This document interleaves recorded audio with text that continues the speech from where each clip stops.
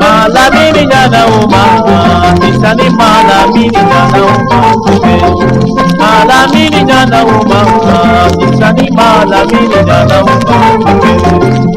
Kadi bimowiye, labeni nyuma kadi bimowiye deva. Kadi bimowiye, nubula kuma kadi bimowiye deva. Kadi bimowiye, berefe kuma kadi bimowiye deva. Malamini nyana uma, isani malamini nyana uma. Malamini nyana uma, isani malamini nyana uma.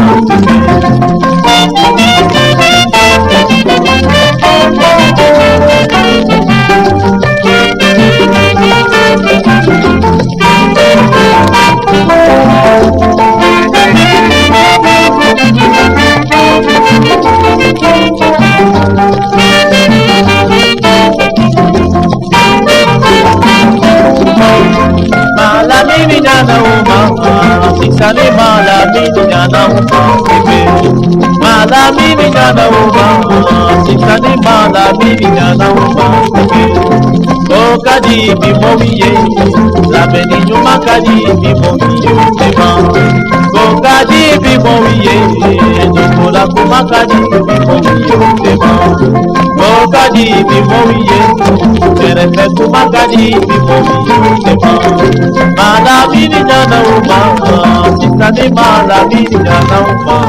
Sinzani malamini nyana uma aywa ambisin kana kuma keso kono makoro ka kenede do wakati nina aywa kurantu nyan jamfa hakila negew ye nyogona sorosa jamaka haketo erkelin kon tara kanto hakila ambal mo koni munu femfe be mission fesa munu koni sera gusige kan kono adiara nyo koni hambu fu kosobe kadam ne sikaso radio cloud sera sikaso de folo kata kai ka ambu bela jele fu kulikoro tlobana bamako na lamine kata fo manding konna la ni bela jele tlobana kata sigu ambe sigu ka daka gumo bela jele fu kata mopti Tombouctou Gao Kidal anga fuli be nunu be wa cercle fana be ka an deme kosɛbɛ anga bara tabolo la ne o sankaw be ka émission ni bala mɛ buguni aywa yanfoyilakaw ana nɔ kan dugu nunu caman aywa malamin de dara nga an tun be wale ɲumalɔnbaliya de kan kuran bɛ tigɛ tuma min na jelimadi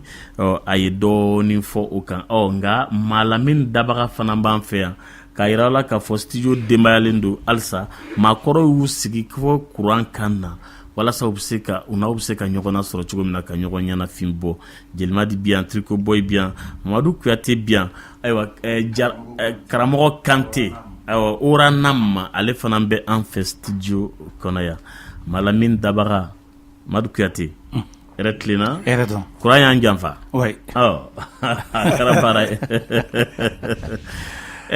Mamadu Kuyate foli b'i bolo dakurunya kelen oui Lamini an bɛ e de fo ka Kiledu ni Kiledu baarakɛlaw bɛɛ fo parce que n'i y'a ye an ɲɔgɔn sɔrɔ nin kɛnɛ kan ala ni e sababu n'i y'a ye an bɛ mɔgɔkɔrɔw ka kɛnɛ ani an ka auditeur bɛɛ lasɔrɔ ala ni Kiledu sababu bon ni ko ma kɛ ko tɛ dɔn ko dɔ de y'an sɔrɔ n'o kɛra sababu ye n'an ye ala sɔrɔ bon o ko de dans au continuité kɔnɔ an y'a décidé ka fɛn dɔw organiser o de y'a to bi an bɛ yan an bɛ bɛɛ fo k'a bɛɛ waleɲuman dɔn k'i dɛmɛ i ka kuma kɔnɔ bureau national de sigitɔ don ni ala sɔnna mɔgɔ o mɔgɔ ni a sera ka a wagati la Mali seko ni dɔnko matarafabaga ninnu na n'a sera ka sɔrɔ orchestre dɔ kɔnɔ a kɛra Bamako taw ye o a kɛra Segu taw ye o San taw de don saw ayiwa Sikaso de don Kayi de don Mopti de don ka taa wa ou bien même Mister Jazzy mɔgɔw n'o ye Tombouctou mɔgɔw ye wa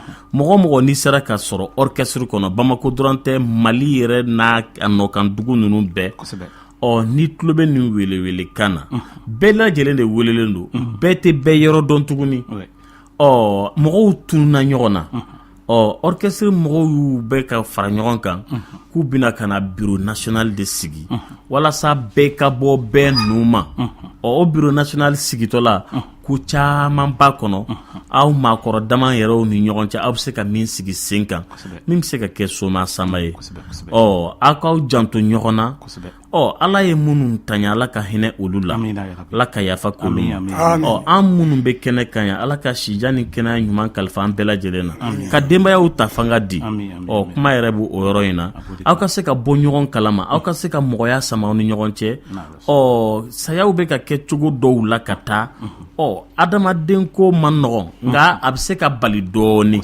hali n'a bɛɛ ma se ka bali nka a dɔw fana hali ni ala ko k'a bɛ dɔw de fana nimina k'a sɔrɔ fana hɛrɛ dɔɔni b'u kan n'o tɛ a dɔw taara vraiment gɛlɛya dan tun don dɛ gɛlɛya dan yɛrɛ dan tun don maakɔrɔ dɔ fana sera an fɛ studio kɔnɔ yan nin t'ale siɲɛ fɔlɔ ye k'an b'a fɔ kosɛbɛ ayiwa hakili la Amadu Kuyate o de don bureau national ka sigi Lamini kuma ye o de ye n'i ye duga ye mɔgɔninfin su kan i b'a fɔ duga ma k'a ka bɔ an su kan mɔgɔ caman sara musicien caman sara an ye émission in daminɛ il y a 3 semaines il y a 3e semaine ye mais an ye mɔgɔ min ka appel sɔrɔ ne yɛrɛ kelen ye mɔgɔ hakɛ min ka appel sɔrɔ musicien kɔrɔ min ka appel sɔrɔ a bɛ mɔgɔ 98 bɔ tabarikala bon o ni n jɛɲɔgɔn minnu bɛ yan minnu ka olu ta ma fara kan olu ta tɛ kelen ye bon sisan i tɛ fɛn kɛ i yɛrɛ kama i b'a kɛ i jɛɲɔgɔnw ani i kɔ de kama a de filɛ sisan a de taɲara ka denbaya de to a kɔ denbaya bɛ kɛ fɛn fɛn ye anw si kelen-kelenna tɛ s'a kɔrɔ n'an jɛra kɔnɔ jɛlen de bɛ bi fɔ o de kosɔn sa kuma lasurunya la an y'a décidé an bɛ assemblée générale kɛ samedi 28 octobre nin kalo ni tile 28 maison des jeunes là à 14h musicien kɔrɔlenw minnu ye piano jazz kɛ o minnu ye orchestre nationaux kɛ o minnu ye orchestre régionaux kɛ o n'i y'a dɔn k'a fɔ k'i bɛ se ka maison de jeunes sɔrɔ bɛɛ de ka na minnu sɔrɔla cercle la voilà joyila bandu ni bɛɛ b'a la bɛɛ b'a la ni min sera ka yena sɔrɔ pour que an ka se ka bureau sigi amical bureau sigi pour que an ka légitimer parce que n'an ye bureau sigi bureau de bɛ se ka baara kɛ musiciens tɔgɔ la n'i y'a mɛn ka i b'a fɔ jamanamɔgɔw ma ko a y'an sɔn o y'a sɔrɔ aw jɛlen don n'an jɛra fɛn caman bɛ yen an bɛ se k'o sɔrɔ a kɔnɔ o de ye ala sago sago n jɛɲɔgɔnw bɛ yan n'ala sɔnna Jimmy Blanc yɛrɛ donna sisan salle kɔnɔ Jimmy donna sisan Jimmy yɛrɛ tilenna a kɛra fama ye a bɛ di i ni fama ko ka ɲi ba dɔɔni an kɔni bɛ yan n'ala sɔnna o diyara an ye an tɛ sa sisan fana ko an da jeli man di ça c'est clair ala kana o tanya sisan minnu ɲɛna ko an bɛna sa an bɛ taa kelen-kelen de ko nka dɔw bɛ yen olu tɛ taa dɛ anw bɛ yan kɔrɔ jelimadi bɛ yan kɔrɔ madu bɛ yan karamɔgɔ ni cɛ tirikomoyi a ko ye de sa an ta bɛ d'a ma fana an tɛ se ka jɛ ka Mali in baara bɛɛ kɛ anw taara par 4 yan k'an to super dɔ ne taara par 4 dɔrɔmɛ 1 tun t'an ye an ye disques feerelaw dans des millions o tuma wariw bɛ yen n'ala sɔnna nous sommes à l'âge de la retraite donc u ka kuma tulolen don kɛnta la jateminɛ ka kɛ an jateminɛ ko tɛ an ta ka d'an ma de jateminɛ de bɛ kɛ revendication jateminɛ bɛ kɛ n'ala sɔnna wulibali jateminɛ de bɛ kɛ jateminɛ de bɛ kɛ i ye min fɔ tɛ tɛmɛ wa o jɛlen dɛ jateminɛ de bɛ kɛ Kante kuma b'i bolo i ye Madu Kuyate mankan mɛn hakilina jumɛn de b'i bolo ka fara bureau national kuma nin kan orchestre a fɔra de mɔgɔ o mɔgɔ n'i sera ka sɔrɔ orchestre jama fɛ e tun bɛ arrondissement de kɔnɔ o ou bien e tun bɛ village de kɔnɔ o ou bien arrondissement ou bien cercle ou bien ka na région kɔnɔ fo ka na se Mali capitale yɛrɛ kɔnɔ n'o ye Bamakɔ ye fɛn fɛn n'i ye orchestre kɛ i mana kɛ yɔrɔ o yɔrɔ n'i sera ka maison des jeunes na sɔrɔ ni octobre kalo tile 28 ka bɛn ni selifana seli wagati selifana seli k'i sɔrɔ maison des jeunes kɔnɔ aw kana maakɔrɔ aw k'aw sigi ka hakili jagabɔ kɛ ka jateminɛ kɛ ɲɔgɔn ka ko la ɲɔgɔn kungo dilan de don aw yɛrɛ kungo dilannen de don nka décision ba dɔ de bɛna ta décision min n'a ka kan ka san 50 san 100 kɛ hali aw yɛrɛ kɔ aw kɔw fana ka bénéficier a la fo jateminɛ ka kɛ o kan Mali seko ni dɔnko bɛ ka taa cogo min na sisan a ka kan ka adamadenw siran seko ni dɔnko matarafabagaw a ka kan ka aw siran aw y'a daminɛ cogo min na a tɛ ka laban ten dɛ a tɛ ka laban ten donc fo ka jateminɛ kɛ n'a fɔra Mali mɔgɔ kelen tɛ n'a fɔra Mali mɔgɔw ɲɛna ko président de don président tɛ o n ko jama de jɛra ka président sigi ko e ka k'an kunkanfɔbaga ye o kunkanfɔbaga bureau de sigitɔ don i mana kɛ hali Kidal i ka da la k'a fɔ k'i kunkanko fɔbaga o bureau bɛ n'i bɛ orchestre de kɔnɔ na o bureau fɔbaga o mɔgɔw bɛ Bamakɔ n'i sera u ma tuma o tuma e tɛna se faama ma mais bureau mɔgɔ ninnu bɛ se ka faama lasɔrɔ ayiwa ka kuma aw tɔgɔ la ani fana ni ko ye min sɔrɔ aw ka bɔ a kalama bɛɛ ka se ka ɲɔgɔn kungo kɛ bɛɛ ka don da kelen fɛ bɛɛ ka bɔ da kelen fɛ aw ka Mali seko ni dɔnko kuma fɔ faama t'a kuma fɔ aw seko ni dɔnko matarafabagaw de b'a kuma fɔ an b'a fɛ Mali seko ni dɔnko a ka kɛ tan an k'a kɛ tan an k'a kɛ tan a se kɔni t'aw ye mais a décision tabaga y'aw ye aw bɛ taa se a setigiw ma olu b'a nafolo bɔ aw b'a kɛ o sira fɛ jamana bɛ nisɔndiya a bɛ taa ni Mali tɔgɔ ye hakili la o bureau de sigitɔ don donc maintenant kuma b'i bolo Kante i bɛ se ka min fara a kan bon nin kuma nin kɔni ka nɔgɔn Madu Kuyate y'a bɛɛ fɔ ayiwa Jimi fana y'a fɔ Jɛlimadi bɛ yan bɛɛ y'i ta fɔ ne bɛ se ka fɛn fɛn fara kan Ala ka ko in taa ɲɛ amina Ala ka ko in taa ɲɛ amina sinon an terikɛ a n'an kɔrɔkɛ a banna condition min kɔnɔ a kelen tɛ a kelen tɛ dɛ a kelen tɛ a comme olu de kɛra voilà sinon kɛlɛtigi sara tɛ kɛlɛ n bɛ se k'a citer kɛlɛtigi sara tɛ Rayban fondateur comment il s'appelle Kone sara tɛ karamɔgɔɲan sara tɛ Zanu sara tɛ bon mais néanmoins vraiment ne kɔni bɛ min fɔ n bɛ se k'aw fo ne kɔni bɛ se k'aw fo yanni kuma ka ban parce que n nana ye festival du Niger malgré qu'u si kɔrɔbayara u fara ɲɔgɔn kan ka répertoire kɔrɔw ta ils ont tiré le coup donc je les félicite c'est des amis hein i y'a faamuya n'an taara Segu on plaisante ensemble mais j'ai encouragé leur action donc u ka fara an kan u ka bɛɛ wele u kana an ka sigi an ka jɛ an ka fɛn dɔ dilan ka bila an ka denmisɛnw ɲɛ sinon an kɔni ta banna alhamdulilayi mais hali n'an ye dɔ sɔrɔ k'a bila an da bɛ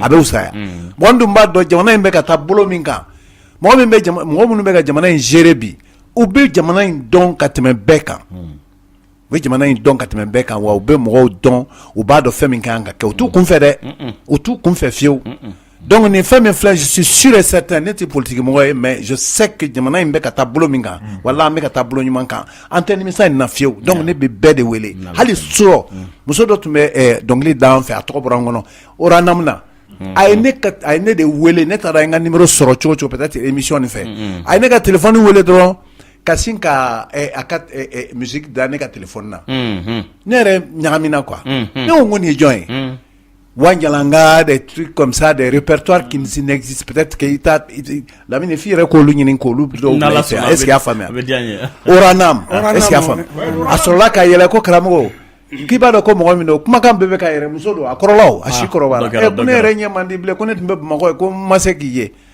an ka sɔrɔ k'a tɔgɔ fɔ ala fo ka c'est-à-dire que je n'en revenais pas ko bɛ ko n y'a ka kumaw mɛn ko ni tɔgɔ sɛbɛnni kɔni b'a la ko n tɔgɔ sɛbɛn ale ma dɔwɛrɛ fɔ ko ni tɔgɔ sɛbɛnni bɛ fɛn in na a ye n tɔgɔ sɛbɛn dɛ Isufu Tarawele de kɛra sababu ye ka Oranam sigi mais a bɛɛ fɛnna ko bɛɛ tiɲɛna alhamdulilayi bi alhamdulilayi an bɛ si kɔrɔbayara mais an ka fɛn dɔ dilan ka bila denmisɛnw ɲɛ n'an yɛrɛ ye dɔ sɔrɔ o de don n'an ma fɛn sɔrɔ ayiwa an kɔni bɛ taa kelen kelen mais bɛɛ lajɛlen kɛ faamaw k'i janto minnu banna u ka denbaya la an kɔni bɛ yan bureau sigikun y'o bɛɛ ye o Triko Boy bureau sigikun t'o bɛɛ ye de wa a sigikun y'o bɛɛ de ye aw minnu bɛ yan k'aw ka kow jateminɛ o ɲɛma minnu taara k'olu ka kow jateminɛ n'u ka denbaya minnu bɛ na relève kɛ k'olu ka kow jateminɛ parce que aw de bɛ se ka génération jusqu'à 100 200 ans aw de bɛ se k'o luwaw sigi olu ka ɲɛnabɔ diɲɛnatigɛ bɛ se ka taabolo min kɛ faamaw kɛrɛfɛ fama san naani o san naani fama yɛlɛma de bɛ kɛ wa san duuru de fama yɛlɛma de bɛ kɛ o dɔ de bɛ taa dɔ bɛ na dɔ bɛ taa dɔ bɛ na dɔ taara dɔ to ka o nɔ ko kalama fo kana a mana pas sɛbɛn minnu sɔrɔ an ɲɛ o fana bɛ taa c'est la continuité peut-être les personnes changent mais c'est la continuité de pouvoir c'est ça donc maintenant n'aw ma décision aw ka décision ka bureau sigi ka décision ɲuman ba dɔ ta seko ni dɔn ko orchestre sira fɛ ka taa a bi gɛlɛya donc aw tɛ dɛ aw bɛ ka baara kɛ minnu bɛ na aw kɔ de aw tɛ minnu bɛ na aw kɔ walasa olu fana bɛ se ka hakili ɲuman sɔrɔ cogo min na olu fana bɛ se ka sira ɲuman ta cogo min na a b'o sira de kan nka a bɛ hakɛ to an ka cɛkɔrɔba dɔ a fana b'aw nɔfɛ Kuyate don Kuyate yɛrɛ tilenna oui nba an ce Kuyate ça va bien merci i b'i tɔgɔ ni jamu fɔ i ye mɔgɔ min ye walasa minnu bɛ studio kɔnɔ olu k'i dɔn. Bon presque a bɛɛ bɛ n dɔn puisque n dɔgɔnin de ye Madu Kuyate. C'est mon petit frère. Madu Kuyate. Et k'a fɔ ko Kuyate min tun bɛ siya o la kɔrɔkɛ.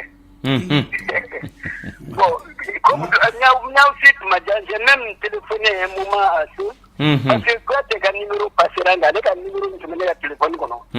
O tunun na. An b'a de wele ko n sera ka Madu. Donc, j'ai téléphoné, puisque moi, j'avais un projet à lui soumettre. Mais en rien de là, depuis longtemps. Mais comme moi, je ne suis pas très bien portant, il va faire mal Kuyate, pour que n'a cassé qu'à Nyawani. Là, à aider Dalima, parce que je suis vraiment.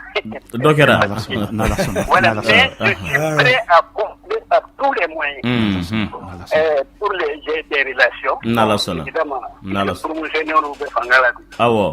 Donc, réellement, on sait que sur ce plan-là. Ah ouais. Qui a numéro 10 kana?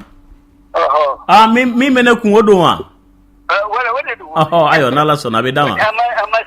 Ah ouais, abidama. Aha. Allô? Nɛgɛjuru ye janfali kɛ a ka sɛbɛn numéro filɛ nin ye Turiko Boy kuma tun b'i bolo Lamine u y'a fɔ cogo min na a tɛ tɛmɛ o kan a taara Madu Kuyate ye min fɔ Jimi ye min fɔ ani Jelimadi ani Kante je crois que kuma ye o ye an ka fara ɲɔgɔn kan ka kɛ kulu kelen n'an kɛra o ye an bɛ se ka ɲɔgɔn faamuya o taabolo o ka ɲi kosɛbɛ n'a sera ka bɛɛ sɔrɔ ka réunion kɛ i y'a fɔ cogo min na k'an ka bureau sigi o bureau kɔnɔla la an bɛ se ka min kɛ an b'o kɛ i y'a faamuya sinon vraiment n'a fɔra bi ko m'an bila fɛn na dɛ ka daminɛ 60 fo bi o tɛ sisan ko ye dɛ bon n'a fɔra o la an ka mɔgɔw bɛ ka taa kelen ta tɛ bɔla sisi tɛ ka minɛ donc il faut qu'an ka fara ɲɔgɔn kan de min b'an fɛ an kun n'an kan cɛ an ka fɔ ninnu ka se k'u faamuya kɛlɛ tɛ woyɔ tɛ voilà ala sogo sogo sago tigi ala ye voilà n'ala sɔnna oui Jimi kuma dɔ bɛ ne fɛ ka fɔ awɔ i b'i ma don kuma barani na ne taara Burkina kɔsa in na ne taara min sɔrɔ yen ne galabu karila o ye jumɛn de ye ne taara sɔrɔ an ka bureau de droit d'auteur là tous les artistes qui ont plus de 55 ans et plus ou Québec à retraite de Joey. Mais tous les 3 mois on les paye. Ne taro de soin fait un benarache.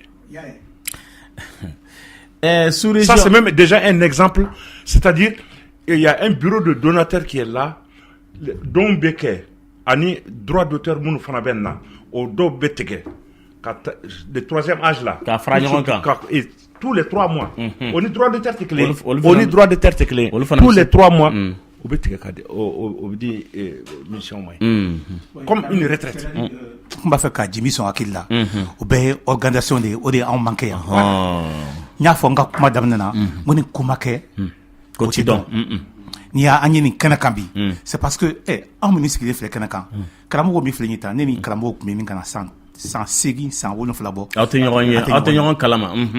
Ne ni Jimi an bɛ ɲini kana kalo 8 bɔ san 1 bɔ bi ka sɔrɔ an tɛ ɲɔgɔn ye. 20 années karamɔgɔ. Jelimadi bon alors que anw de ye kelen ye peut-être bi dɔ bɛ s'i yɛrɛ kɔrɔ mais dɔ bɛ a ka so kɔnɔ bi gɛlɛya b'a kan gɛlɛya b'a tigi kan a bɛ k'a yɛrɛ ɲini n bɛ exemple kelen ta k'a tigilamɔgɔ fo k'a fɔ Modibo Kulubali ye Kulukɔrɔ que an b'a kalama an b'a cassation kalama an bɛ nɔgɔya d'a ye a n'a ka denbaya an hakili b'a la parce que n b'a dɔn a bɛ ka émission lamɛn Modibo nana yan 2012 a nana an sɔrɔ émission na yan gɛlɛya Modibo ka gɛlɛya dɔ de bɛ ka fara kan dɔ de bɛ ka fara kan fɛn tɛ ka bɔ a la dɛ Modibo Tumba jouera orchestre national B fɛ ça va pas du tout ka jouer ambassadeur fɛ o orchestre tɛ yan nɔ ni Modibo ma Tumba jouer orchestre min fɛ mais a bɛ état min na bi bon n'an ye ɲɔgɔn sɔrɔ ka sigi kɛnɛ kelen kan ka ko dɔ labɛn an bɛ se ka an ka kɛlɛ kɛ sinon kelen kelen mɔgɔw bɛ ɲinɛ an kɔ fanga t'aw la peut-être que kelen kelen fanga t'aw la bon ne ka kuma ka gɛlɛn quoi fanga t'aw la mais ni an jɛra ɲɔgɔn kan kɔnɔ lajɛlen de bɛ bi fɔ ni Ala sɔnna o de ye Ala sago sago sago tɛ yala ye Jelimadi a ye Burkina fɔ kosɛbɛ o kɛra bɛn de kan o kɛra bɛn de kan ne ye Laginɛ ta fɔ yan o fana kɛra bɛn de kan o kɛra bɛn de kan kosɛbɛ Laginɛ ta fɔra yan malgré que a kuma kɔnɔ dɔ ye weleli kɛ ko non ko Laginɛ ta ko c'est o sɔrɔla politiquement depuis a fanga fɔlɔ mɔgɔ n'o ye Sékou Touré ye o ni artistes de tun bɛ ka baara kɛ ɲɔgɔn fɛ k'a ye artistes jigi sigi kosɛbɛ nka c'est la même continuité ni fɛn fɛn sera san 55 la e kɔni ni dɔ ka kan fo ka t'e fana ntanya don min na a mana dɔgɔya cogo o cogo ni hakili b'a la i ka kɔngɔ i b'a la muɲu yan'o sɔrɔ tuma cɛ nka ni jigi t'i ye k'i bɛ fɛn sɔrɔ kɔngɔ ma n'i minɛ yɔrɔ min na i bɛ sa o yɔrɔ la parce que i hakili tɛ ka balo i dusukun tɛ ka balo n'i ye promesse ta mɔgɔ ye dɔrɔn paf i ye n'i kura don a tigi la a tigi hakili bɛ balo a dusukun bɛ balo a bɛ panpanni da a bɛ musɛ tɔɔrɔya o tɔɔrɔya mana k'a kan o wagati la o bɛ ban parce que a hakili la a b'a hakili la k'a fɔ ko ni nin don masina sera n bɛ nin sɔrɔ n'i kura bɛ don a la nka ni fɛn t'a tigi ye a ma n'i yɛlɛma tile bin a mana jɔ yan fɛ tile bin a mana yɔrɔ bɛɛ ye tile bin y'a bolo a fɔ mɔgɔ b'o ka n'i ko kuma fɔ kuma t'a la o hali lahara o salen don kosɛbɛ kuma filɛ nin ye voilà o de don Jelimadi voilà c'est ça ni an bɛɛ ka bɛn kelen ma min y'a dɔn gɛlɛman ye sisan o ye an farali ɲɔgɔn kan de komi a fɔra cogo min na kalo ni kɔni tile 28 an bɛɛ ka ɲɔgɔn sɔrɔ n'an bɛɛ ye ɲɔgɔn sɔrɔ an bɛ fɛn fɔ ɲɔgɔn ye n'o tɛ nin y'an yɛrɛ siɲɛ 2 siɲɛ 3 ye an bɛ na yan donc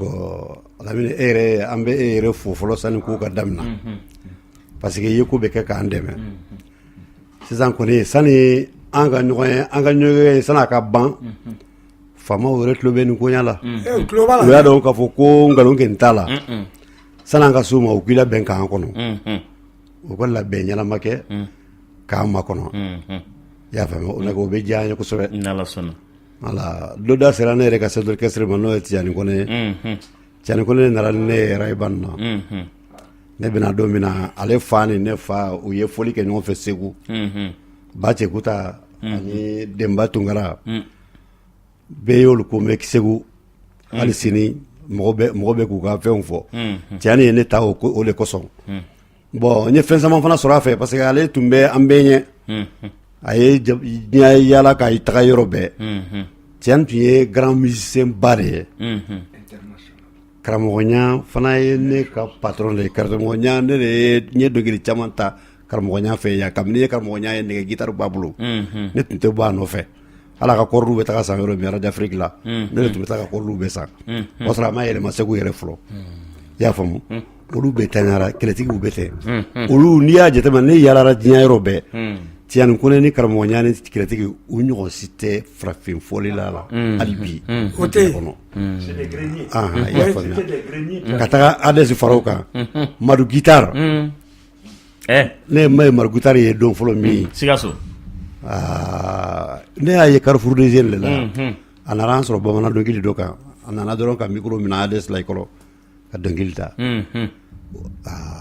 bɛɛ sumara olu na Madu ko tɛ fɛlɛ bon il y a que des grands Anthony min bɛ yen nɔ n y'o de fɔ n ko aw k'i tulo min da tana an ka tila an ka réunion nin na u yɛrɛ ye awa lamɛnni kɛ u ka labɛn kɛ k'a bila an ɲa n'a bɛ na la o de bɛ bɛn sinon bɛɛ y'a kɛ Burukina ta ne b'o dɔn ne delila ka ne ye 8 mois kɛ Burukina Burkina n'a fɔra ko bɛɛ kana ko ka min kɛ o de bɛ kɛra a tɛ bɔ a ma a tɛ bɔ a ma donc n'i y'a ye ne t'a fɛ ka kuma caman fɔ fɛn caman indépendance taara a ɲɛna o y'a sɔrɔ ne bɛ indépendance o y'a sɔrɔ ne bɛ foli kɛ i y'a faamuya donc fo bɛɛ ka se an hakili bɛ mɔgɔ minnu ma n'olu bɛɛ nara n'an ye ɲɔgɔn ɲɛ tuma min an bɛ min fɔ ɲɔgɔn ye an b'o fɔ n'Ala sɔnna o de Ala sago sago ne ka i y'a faamuya bɛɛ kun y'o de ye oui an ka se ka bureau in sigi an ka ɲɛma dɔ bila an yɛrɛ la c'est-à-dire on a un responsable an bɛɛ bɛ tilen ale de ma o bureau in de bɛna wuli ka kunko olu de bɛna papiers n'a fɛnw bɛɛ dilan et puis o tuma na o ka famaw attaquer bon famaw attaquer tɛ parce que oui mina le an ka fɔ k'a ɲɛ famaw attaquer tɛ non ne ko attaque mina le ayi a b'aw yɛrɛ de attaquer fɔlɔ parce que fama ko tɛ o lamɛn yɛrɛ kuma tigɛ dɛ an b'a yɛrɛ de attaquer fɔlɔ n'i y'a ye an tɛ se tɛ ka kuma ba fɔ wele min kɛlen filɛ ni jama nana an bɛ sɔrɔ ka kuma ɲɔgɔn ye fama attaquer tɛ voilà o kɔfɛ ka lamɛn min kɛ o ka b'o kɛ famakɛ kɔni bɛ yen ne y'o de fɔ yan mercredi n b'a fɔ Jelima di ma n'a wulila ko fama n ko fama to yen famakɛ wari b'a bolo a t'i wele abada i ka n'a ta fo ka buru fiyɛ a t'a fiyɛ ban ko tu as droit à ça kuma t'a la e de k'a ɲini à savoir si j'ai droit à ça ou pas n'i sera ma n'i ka papier dafalen don a b'a fɔ ko tiɲɛ yɛrɛ la nin b'a yɛrɛ kalama a bɛ sɔrɔ ka nafolo nabɔ k'a di faama ka wari dili sɛnsɛnnen de don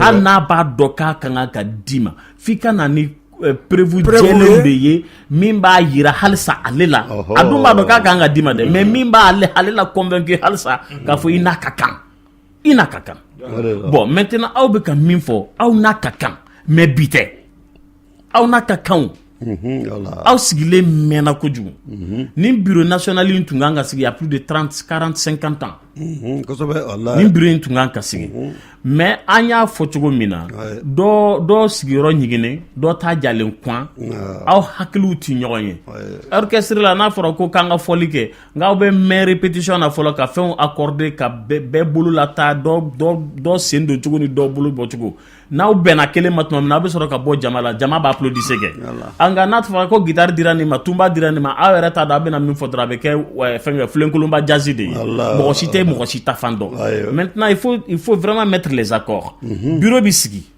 bureau sigi kun ye aw yɛrɛ de ye fɔlɔ an yɛrɛ kosɛbɛ bureau ka sigi aw yɛrɛ kelen décision fɔlɔ minnu bɛ na aw yɛrɛ ka diɲɛnatigɛ bɛ cogo di aw b'a fɛ a ka kɛ cogo di décision bɛ ta o kan sisan na anw bɔra yen minnu bɛ n'an kɔ olu b'a kɛ cogo di minnu fana min don olu kɔ olu b'a kɛ cogo di c'est à dire bureau in bɛ sigi bureau national et puis fɛn min bɛ sigi a yiri n'a turula a lili kana wuli fo ka taa san 100 se Mali la yan Burkina ta y'o de kɛ e yɛrɛ ko Burkina ta bɛ senna a bɛ wagati jeli bɔ parce que mɔgɔ kun fɔlɔ minnu jɛra minnu sɔnna ka sigi ka ɲɔgɔn kɔli cɛ ka bouton tigɛ fɔlɔ olu de ye kumakan kelen jɛlen sigi k'a turu n'o lili taara mɔgɔ fɛn fɛn bɛ na o kɔfɛ o tɛ se ka maga o la o peut-être a bɛ se ka ciseau de ta a bɛ bulunin dɔw tigɛ k'a ni tɔ la cɛ ɲa maa tɛna se ka yiri in yɔgɔyɔgɔ parce que vraiment les hommes ont parlé a kɛlen b'a ko kurukanfuga jɔn de bɛ yen bi k'a bɛ se ka kurukanfuga hali virgule bɔ a la an bɛ tɛ ka taa o de kan wa a bɛ la cɛ ɲa de o n'o tɛ kurukanfuga in ye soubassement de ye o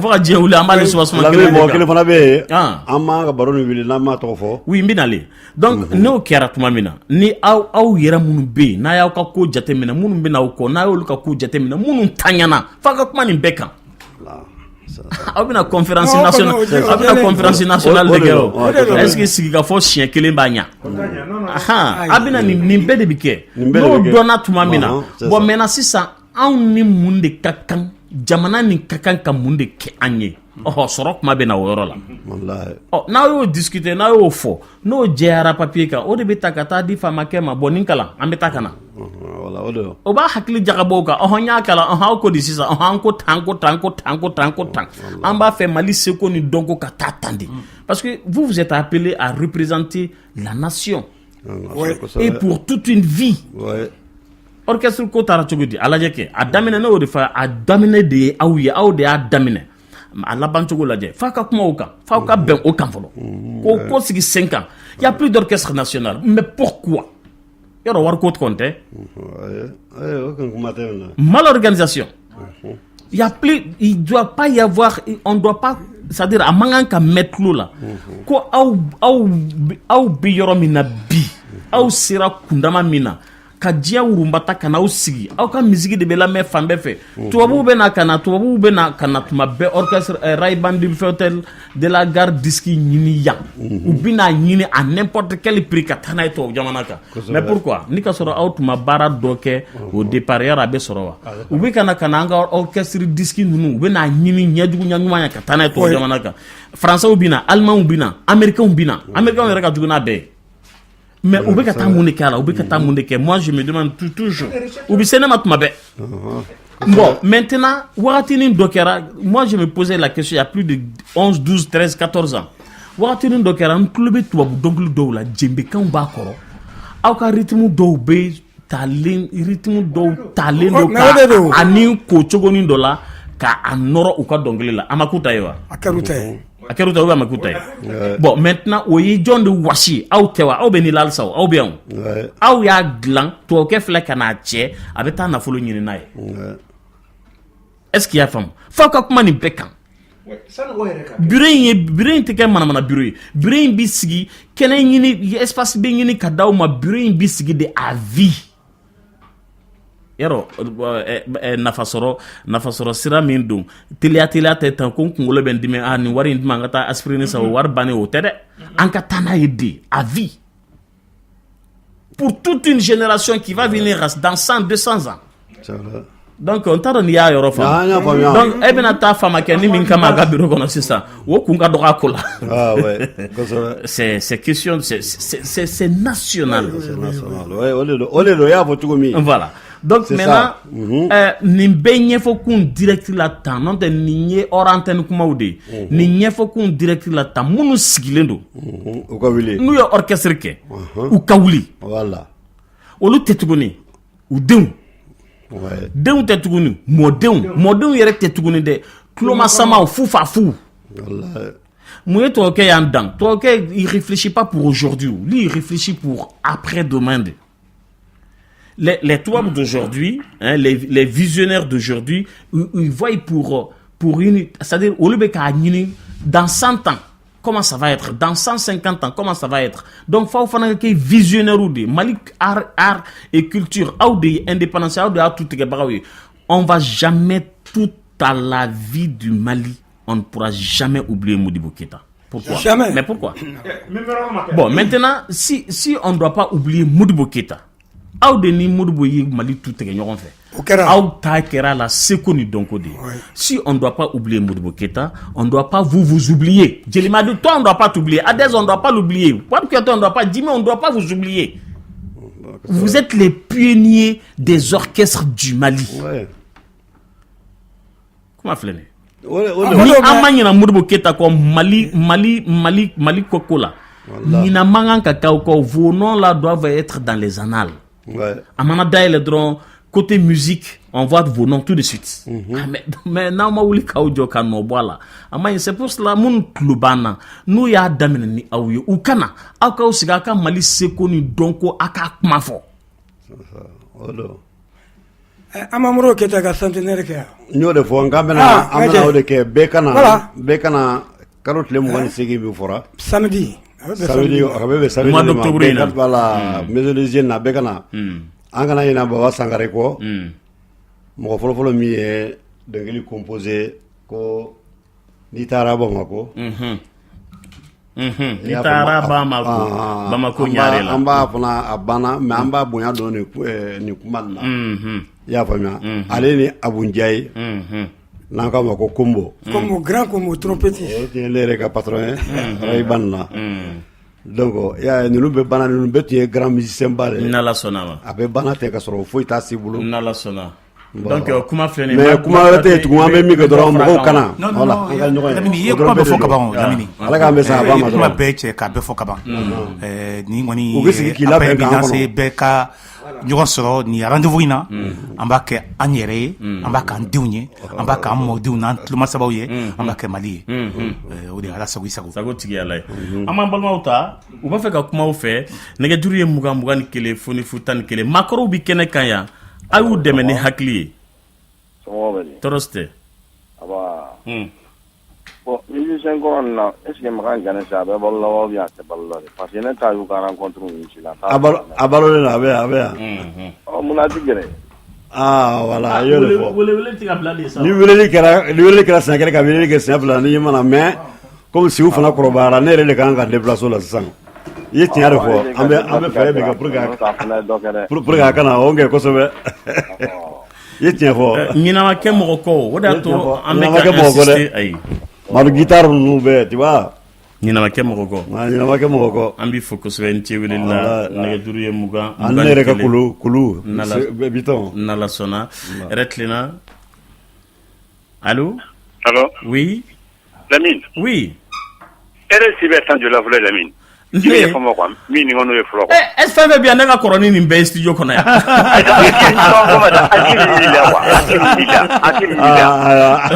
a y'i jaabi sa ka fɔ k'i dɔn et puis ne bɛ san 63 de la hakilina min bɛ e la c'est à dire n b'a fɛ non fo k'i lajɛ quoi hakili min b'i la Lamine n tɛ waliden n tɛ dɔnnikɛla ye mais Lamine tɛ sa sɛgɛn n'abada n'ala sɔnna i tɛ sa ɲɛ kɔnɔ n'abada n'ala sɔnna a bɛ k'an dɛmɛ i bɛ ka mɔgɔ la wuli quoi i bɛ ka mɔgɔ la wuli wallahi kosɛbɛ don min na ne Adjasi ye walima ne Boutouni na don min na n ye Adjasi n y'a ta cité BBRS la ka taa bila ka taa n ka so kɔnɔ ka taa n sigi a ka lit kalaka kan Lamine ne bɔla o don ne kasila de wallahi Adjasi tellement a mɔgɔ la ka di Adjasi a bɛ comme a y'i dun quoi ne ko kɔnɔ sa ne y'a sa ko mais o ka sɔn bɛ Kucala vraiment Lamine fo ka t'i fɛ tɛ sa sɛgɛn na wallahi i bɛ ka mɔgɔ la wuli de i bɛ ka mɔgɔ la wuli n'ala sɔnna ala ka barika don i kɔ la ala ka barika don i kɔ la ala k'i ni muso kan bɛn ala ka fɛn bila jɛbɛ min tɔgɔ fɔ quoi n'ala sɔnna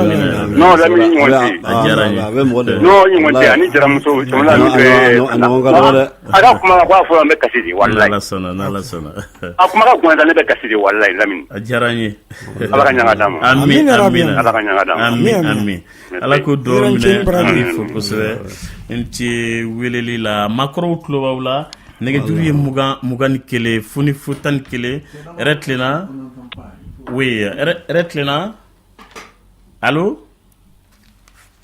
ayiwa ale ka nɛgɛjuru ma nɛgɛjuru ye 21 foni fu 11 yɛrɛ tilenna allo an tilela n b'a ni ce kuma b'i bolo bon Lamine ne bɛ mun fɔ a ka n ko n bɛ mun fɔ a ka initiative la awɔ bon vraiment tiɲɛna nin ka ɲi nɔ parce que n'i y'a fɔ ko ninnu maakɔrɔ ninnu sɛgɛnna cogoya min na ka Mirali dɛmɛ k'a ka indépendance ko la cogoya min na ka tila ka na n'o laban ye cogoya dɔ la vraiment a bɛ mɔgɔ kɔnɔna koba bɔ quoi parce que nin bɛ diɲɛ yɔrɔ o yɔrɔ ninnu y'an ka archive de ye quoi ninnu man ka tunu ten quoi fo ni don min na ni ninnu tununa a ka dɔn ko dɔ de kɛra jamana kɔnɔna na c'est vrai ninnu kan ka kɛ ten an bolo de mais n'i y'a ye ko ninnu bɛ tantɔ tiɲɛ yɛrɛ la fara ɲɔgɔn kan maliya de don parce que Mali surtout caman bɛ yen nɔ n'i y'a ye nin gɛlɛya ni fɛnw bɛna ka na maakɔrɔw sɔrɔ a kɛnɛ kan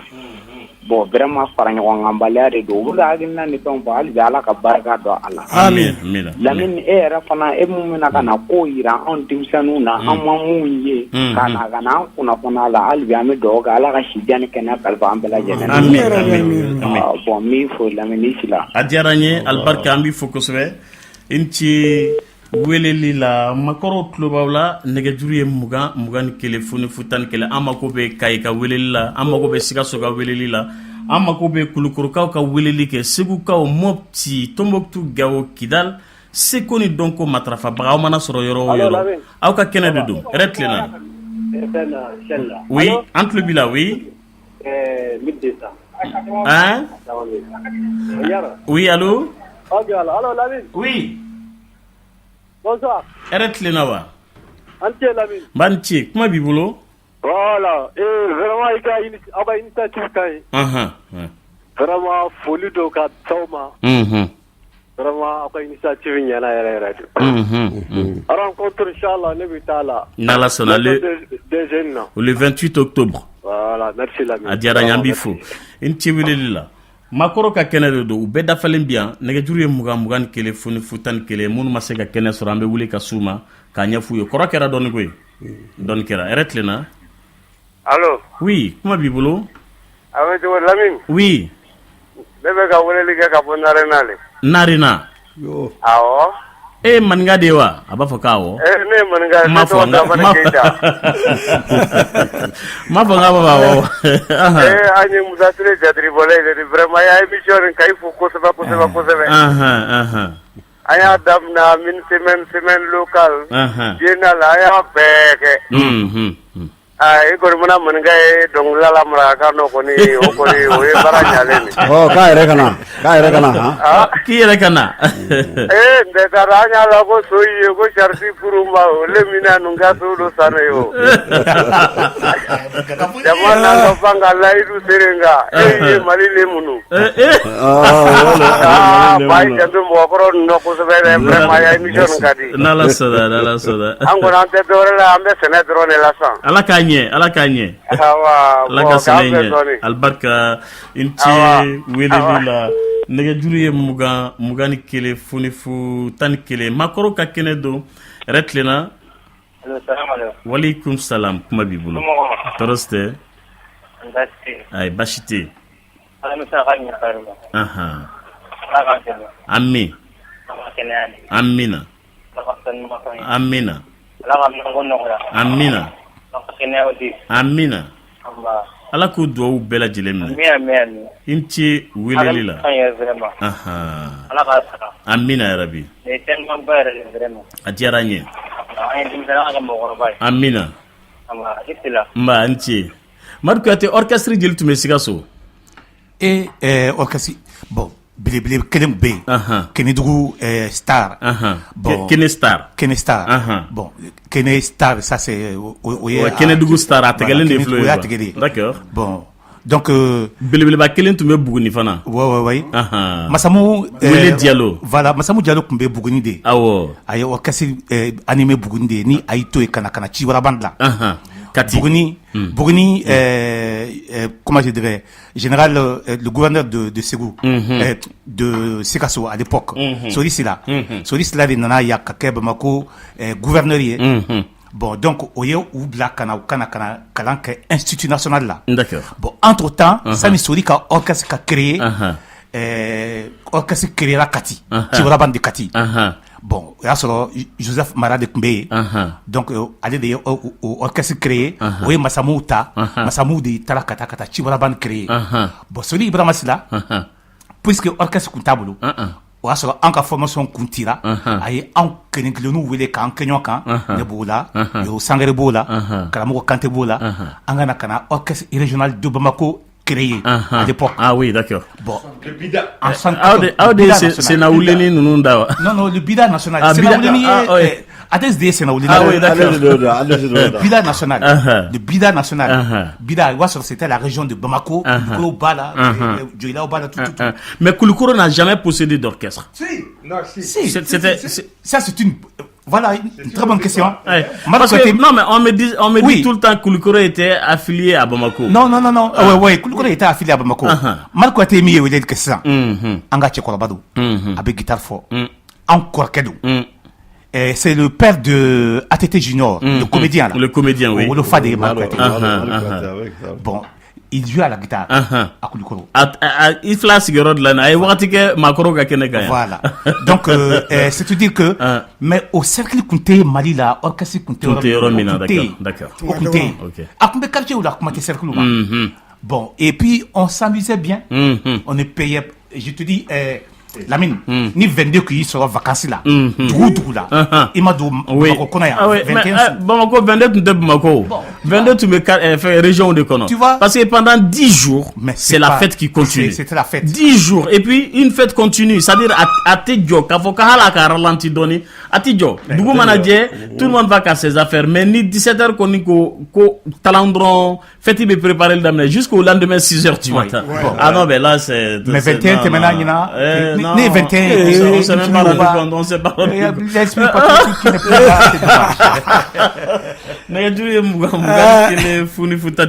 là. Allô? Oui, Mbalmake, comment vivez-vous? Ça va bien? Ça va bien, merci. Et moi, je parle par rapport à M. Kouyaté là. Ça me dit qu'il a été un grand enseignant. Parce qu'il m'a enseigné en 72 à Mamadou Konaté. Donc vraiment, c'est un homme encouragé. Et il a été l'un de mes meilleurs professeurs de français. Vraiment. Donc, Nina, il a une émission, c'est tout à fait normal de l'appeler. Et de l'encourager et de dire que vraiment on pense beaucoup à lui.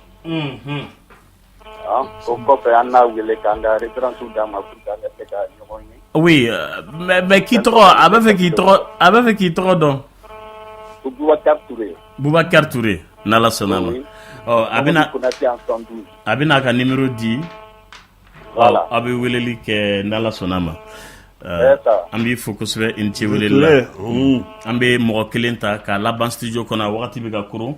Nega juriye muga ni kele foni fu tani kele makoro ka kene de do. Retlina. Allô? Oui, Mbalmake, comment bibolo? Moi c'est Arbon Kana Kebe. Je suis étudiant au conservatoire Balafaseke Kouyaté, section théâtre. Nala Sona, oui. Vraiment, parce que moi je viens du septentrion du Mali, c'est-à-dire le nord du Mali. Et on avait lu dans les annales que depuis les années des indépendances, il y avait eu la Semaine nationale de la jeunesse qui réunissait toute la jeunesse du Mali.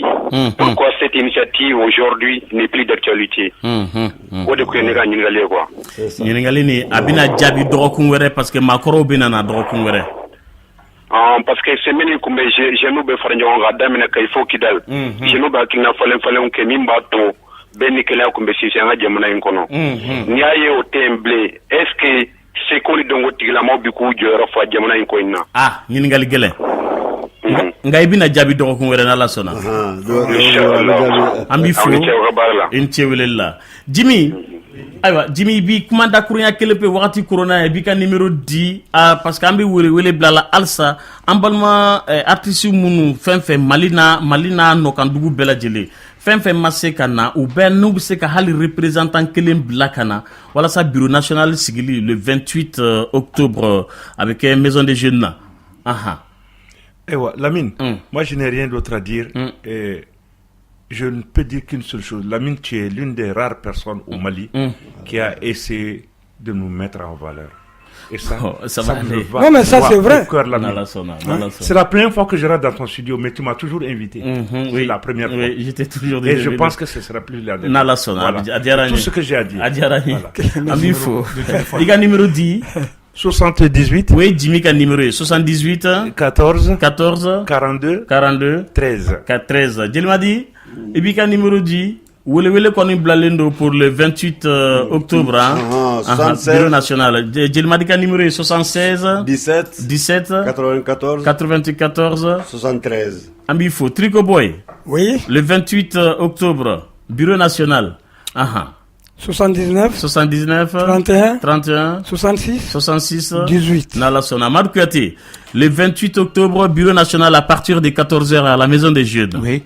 66 74 02 04. Kanté. Oui. Adike. 76 44 81. Amba o bela jilefo akambe dokun. Merci bien.